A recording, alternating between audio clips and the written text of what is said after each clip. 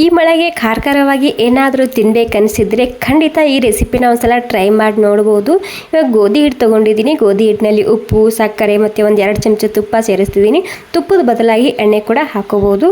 ಇವಾಗ ಏನಿಲ್ಲ, ನಾರ್ಮಲಾಗಿ ನಾವು ಗೋಧಿ ಹಿಟ್ಟು ಯಾವ ರೀತಿ ನಾದ್ಕೊತೇವೆ ನೋಡಿ ಅದೇ ರೀತಿ ನಾದ್ಕೋಬೇಕು ಅಷ್ಟೇ. ತುಂಬಾ ಹೆಲ್ದಿಯಾಗಿರುವಂತಹ ಬ್ರೇಕ್ಫಾಸ್ಟ್ ರೆಸಿಪಿ ಅಂತ ಹೇಳ್ಬೋದು ಇದು. ಇವಾಗ ಗೋಧಿ ಹಿಟ್ಟು ನಾದ್ಕೊಂಡಾಗಿದೆ. ಇದಕ್ಕೆ ಎಣ್ಣೆ ಹಚ್ಚಿ ಒಂದು 10 ನಿಮಿಷ ರೆಸ್ಟ್ ಮಾಡೋಕ್ಕೆ ಬಿಡ್ತಿದ್ದೀನಿ ಅಷ್ಟೇ. ನಾರ್ಮಲಾಗಿ ಚಪಾತಿ ಹಿಟ್ಟು ನಾದ್ಕೊತೀವಿ ನೋಡಿ ಅದೇ ರೀತಿ ನಾದ್ಕೊಂಡಿದ್ದ. ಇವಾಗ ನಾರ್ಮಲಾಗಿ ನಾನು ಚಪಾತಿ ಯಾವ ರೀತಿ ಲಟ್ಟಿಸ್ಕೊಂಡು ತೊಗೊತೀವಿ ನೋಡಿ ಅದೇ ರೀತಿ ಗೋಧಿ ಹಿಟ್ಟು ಹಚ್ಕೊಂಡು ಮೊದಲಿಗೆ ರೌಂಡಾಗಿ ಲಟ್ಟಿಸ್ಕೊಂಡು ತೊಗೋಬೇಕು.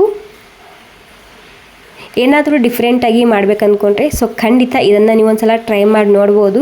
ಮಕ್ಕಳು ಕೂಡ ತುಂಬಾ ಇಷ್ಟ ಆಗುತ್ತೆ ಈ ರೆಸಿಪಿ ಮತ್ತು ತುಂಬಾ ಹೆಲ್ದಿ ಕೂಡ ಈ ರೆಸಿಪಿ ನೋಡಿ. ಇವಾಗ ನಾನು ರೌಂಡಾಗಿ ಲಟ್ಟಿಸ್ಕೊಂಡು ತೊಗೊಂಡಾಗಿದೆ. ಇವಾಗ ಇದಕ್ಕೆ ನಾನು 1 ಚಮಚ ತುಪ್ಪ ಹಾಕ್ತಿದ್ದೀನಿ ಮೇಲೆ.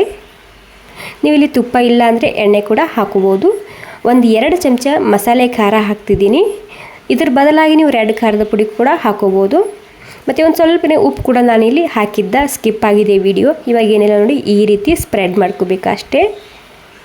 ಇವಾಗ ಇಲ್ಲಿ ನಾನು ಪನ್ನೀರ್ ತೊಗೊಂಡಿದ್ದೀನಿ. ನಿಮಗೆ ಪನ್ನೀರ್ ಇಷ್ಟ ಇಲ್ಲ ಅಂದರೆ ತರಕಾರಿನ ಹಾಕ್ಕೊಂಡು ಮಾಡ್ಕೋಬೋದು. ಪನ್ನೀರ್ ಹಾಕಿದರೆ ತುಂಬಾ ಹೆಲ್ದಿಯಾಗಿರುತ್ತೆ ಇದು. ನಿಮ್ಗೆ ಎಷ್ಟು ಬೇಕಷ್ಟು ಈ ರೀತಿ ತುರ್ಕೊಂಡು ಹಾಕ್ಕೋಬೋದು. ಅದ್ರ ಜೊತೆಗೆ ನಾನು ಫ್ರೆಶ್ ಆಗಿರುವಂತಹ ಕೊತ್ತಂಬರಿ ಸೊಪ್ಪು ಕೂಡ ಹಾಕ್ತಿದ್ದೀನಿ ಈ ರೀತಿ. ಇವಾಗ ಇದನ್ನು ನಾನು ಈ ರೀತಿ ಕಟ್ ಮಾಡ್ಕೊಂಡು ತೊಗೊತಿದ್ದೀನಿ. ನಾರ್ಮಲಾಗಿ ನಾವು ಲಚ್ಚಾ ಪರೋಟ ಮಾಡ್ತೇವೆ ನೋಡಿ ಅದೇ ರೀತಿ ಆಗಿರುತ್ತೆ ಇದು ಕೂಡ.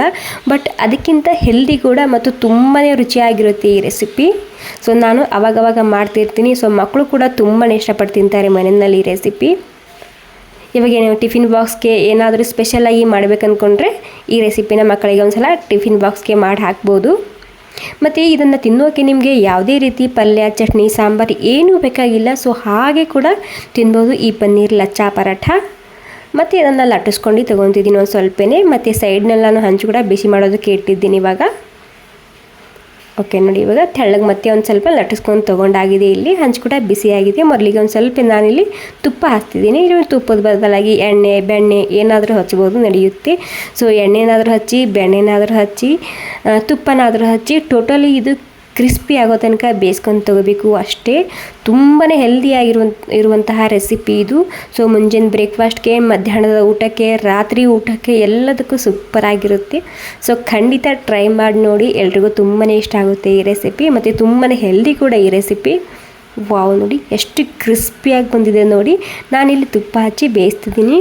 ಘಮ್ ಅಂತಿದೆ ನಮ್ಮ ಪನ್ನೀರ್ ಲಚ್ಚಾ ಪರಾಠ. ಬಿಸಿ ಬಿಸಿ ಇರುವಾಗ ಮೇಲೆ ಒಂದು ಸ್ವಲ್ಪ ತುಪ್ಪ, ಬೆಣ್ಣೆ ಅಥವಾ ನೀವು ಹಾಗೆ ಕೂಡ ತಿನ್ಬೋದು ಈ ಪನ್ನೀರ್ ಲಚ್ಚಾ ಪರಾಠ ರೆಸಿಪಿ. ಸೊ ಆರೋಗ್ಯದ ಜೊತೆಗೆ ರುಚಿ ಕೂಡ ಇದೆ. ಸೊ ಖಂಡಿತ ಟ್ರೈ ಮಾಡಿ ನೋಡಿ. ಮತ್ತು ಈ ರೆಸಿಪಿ ನಿಮಗೆ ಸ್ವಲ್ಪನಾದರೂ ಇಷ್ಟ ಆಗಿದ್ರೆ ಪ್ಲೀಸ್ ಒಂದು ಲೈಕ್ ಮಾಡಿ. ಹಾಗೆ ಈ ವಿಡಿಯೋ ನೀವು ಎಲ್ಲಿಂದ ನೋಡ್ತಿದ್ದೀರಂತ ನನಗೆ ಕಮೆಂಟ್ ಮಾಡಿ ತಿಳಿಸ್ಬೇಕು. ನೋಡಿ ಎಷ್ಟು ಸರಿಯಾಗಿ ಬಂದಿದೆ ಅಲ್ವಾ. Okay, thank you.